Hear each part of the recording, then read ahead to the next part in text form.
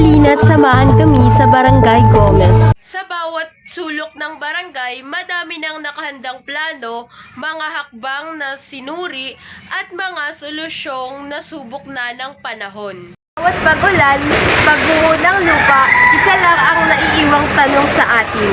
Handa ba tayo? Sa aming barangay, hindi kami naghihintay ng sakuna para kumilos. Hindi ba yan yung kailangan sa oras ng kalamidad? Ang kailangan ay pagkakaisa ng barangay at plano ng barangay. Hindi pa naman bago tumating ang bagyo. Isang barangay na may solusyon bago pa man ang pagbaha. Ngayon araw, ipapakita natin sa inyo kung paano ginagampanan nila ang kanilang komunidad. Kalamidad, hindi natin mapipigil pero ang epekto nito kaya natin kontrolin. Paano? Sa pamamagitan ng pagpaplano at pagkakaisa. Sasamahan mo kami sa aming barangay. Magandang hapon po.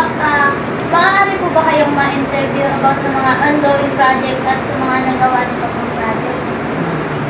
Yung una po namin katanungan is, ano po yung mga pinakamalalang problema ngayon sa barangay natin? Dito sa Gomez ay di yung pagbaha, pagbagyo at malakas ang ulan.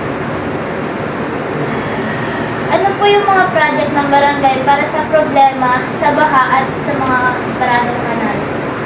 Meron kaming weekly clean-up drive, paglilinis ng kanal at paglilinis sa mga kalsada. At saka yung mga project ng munisipyo, yung pag-aayos ng mga kanal, paglalagay ng mga culvert at pagsasayos ng mga pagre-repair nila ng mga kanal sa roads. May project po ba kayo para sa seguridad at pagnanakaw? Meron kami naka-install ng mga CCTV sa buong barangay, bali 32 camera at saka meron kami no public address. Ano po yung ginawa niyo sa problema ng basura at kalinisan? May clean-up drive po ba kayo? Meron weekly. At ang pagkolekta ng basura ay 2 times a week. Magkahiwalay yung nabubulok at hindi nabubulok. Meron po ba kayong mga project para sa mga walang trabaho? Sa ngayon, wala. Pero pag nangangailangan ang munisipyo or provincial ng mga magtatrabaho para sa tupad, familiar naman siguro kayo sa tupad, doon namin sila ipinapasok. Ano po yung mga ongoing projects ngayon at sino po yung mga pwedeng sumali? Projects na barangay.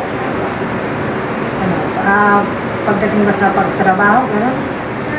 Sa ano po yung sa project sa mga katulad po nung sa sa mga sa baha, sa At ang mga nagagawa doon, ang mga natulong sa barangay, yung mga public official, yung mga elected, saka appointed barangay official, kasama na rin yung mga nag-undergo ng provision.